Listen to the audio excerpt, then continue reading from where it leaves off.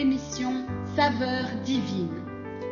Cette bonne nouvelle du royaume sera prêchée dans le monde entier pour servir de témoignage à toutes les nations. Alors viendra la fin. Ce pain céleste vous est présenté par Immaculée Niraneza. Mon âme bénit l'Éternel, mon âme bénit l'Éternel et n'oublie jamais aucun de ses bienfaits. Éternel, mon Dieu, mon roi, je te loue ce matin, je te glorifie. Merci, Papa, d'avoir été avec nous durant tout le mois de juillet qui est terminé. Alléluia. Nous te remercions, nous te rendons grâce, Seigneur, parce que tu as marché avec nous et tu restes encore avec nous, Seigneur. Nous avons besoin de toi. Alléluia. Sois béni, Père. Sois honoré dans tout ce que nous faisons. Alléluia. C'est au nom de Jésus-Christ que nous t'avons adressé ces quelques paroles. Amen. Mes bien-aimés de Dieu, je rends grâce à Dieu. Comme je l'ai dit, nous remercions Dieu qui nous a gardés durant le mois de juillet. Seigneur, vraiment, sois loué pour ta protection. Sois loué pour ta bonté envers nous. J'espère que vous allez bien, chers amis. En effet, le mois de juillet est terminé. Vous savez, toute chose a une fin, sauf la parole de Dieu. Celle-là reste éternelle, celle-là reste immuable. Alors, je suis honoré de participer à l'avancement du royaume de Dieu en vous annonçant cette parole. Que toute la gloire revienne à Dieu. Je vous propose de commencer par une introduction que nous trouvons dans Psaume 42.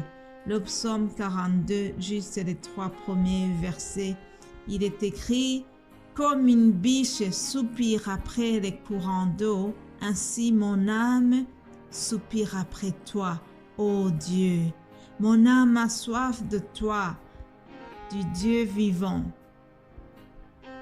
Quand irai-je et paraîtrai-je devant la face de Dieu? » Chers amis, s'il y a une soif que je vous souhaite d'avoir, c'est la soif de Dieu. Les fils de Corée qui ont écrit ce psaume 42 ont manifesté une grande soif de Dieu. Et ils ont fait cette comparaison en disant « Comme une biche soupire après des courants d'eau, ainsi mon âme soupire après toi, ô Dieu. » De quoi avons-nous soif? Je ne sais pas ce dont tu as soif, mais moi j'ai soif de Dieu. J'ai soif que Dieu vienne me remplir encore davantage de lui. J'ai soif que Jésus vienne habiter dans mon cœur. J'ai soif que le Saint-Esprit me remplisse chaque jour davantage. Quelqu'un a chanté « J'ai soif de ta présence, ô divin chef de ma foi. Dans ma faiblesse immense, que ferais-je sans toi? Chaque jour, chaque heure, j'ai besoin de toi. Alléluia. J'ai besoin de toi chaque jour. Je souhaite vraiment que vous ayez aussi le besoin de Dieu chaque jour, chers amis. Ça, c'était une introduction. Je n'ai pas oublié le thème de la semaine. Soyez bénis et gardez cette soif de Dieu. Au nom de Jésus-Christ. Alléluia. Je reviens donc sur le thème de la semaine. Hier, mon frère Jean-Baptiste vous a partagé quelques leçons que nous trouvons dans Genèse 37, dans l'histoire de Joseph. Aujourd'hui, je vais terminer le thème que nous avions, ce thème qui nous montre que Dieu a des projets de paix, des projets de bonheur pour notre destin et rien ne peut s'opposer au plan merveilleux que Dieu nous a destiné. Alléluia. Rien ne peut s'opposer à ce que Dieu a déjà planifié pour ta vie, cher ami. Alors, sois rassuré parce que Dieu est au contrôle.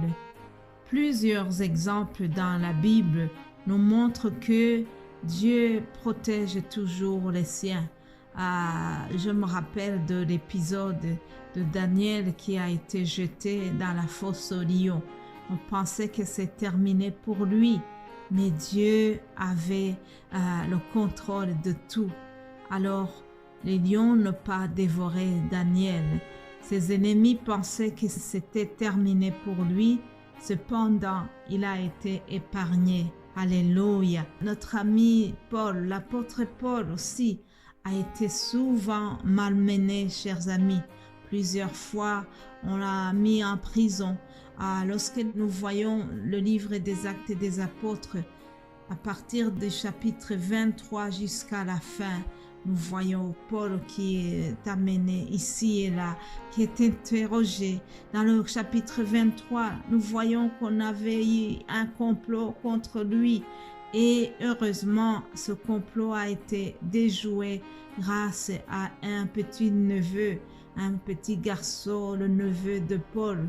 Et cela a empêché que Paul soit tué. Plus tard, on le voit emprisonné à Césarée. La parole nous dit qu'il est resté 2 ans à Césarée. Cependant, malgré qu'on s'opposait à lui, ça n'a pas empêché la propagation de l'évangile, chers amis, parce que rien ne peut s'opposer au plan merveilleux que Dieu a sur notre vie. Dans la fin des Actes des Apôtres, acte 28, nous voyons quelques paroles que la Bible nous dit à propos de l'apôtre Paul. Au verset 30, on nous annonce que Paul demeura 2 ans entiers dans une maison qu'il avait louée. Il recevait tous ceux qui venaient le voir, prêchant le royaume de Dieu et enseignant ce qui concerne le Seigneur Jésus-Christ en toute liberté et sans obstacle. Alléluia.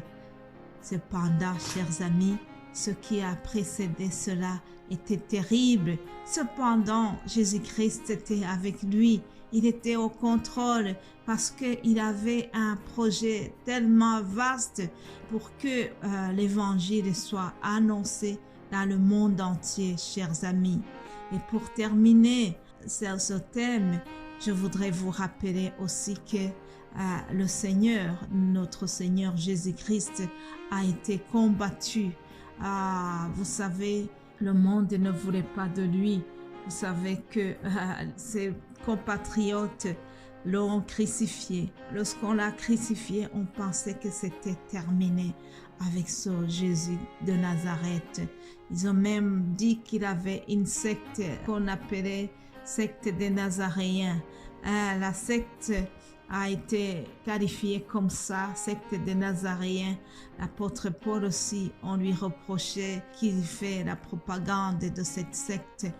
En effet, chers amis, dès le départ, même le Christ a été combattu, mais Dieu avait le projet merveilleux de sauver l'humanité et cela n'a pas été empêché. On avait fait garder le tombeau de Jésus-Christ.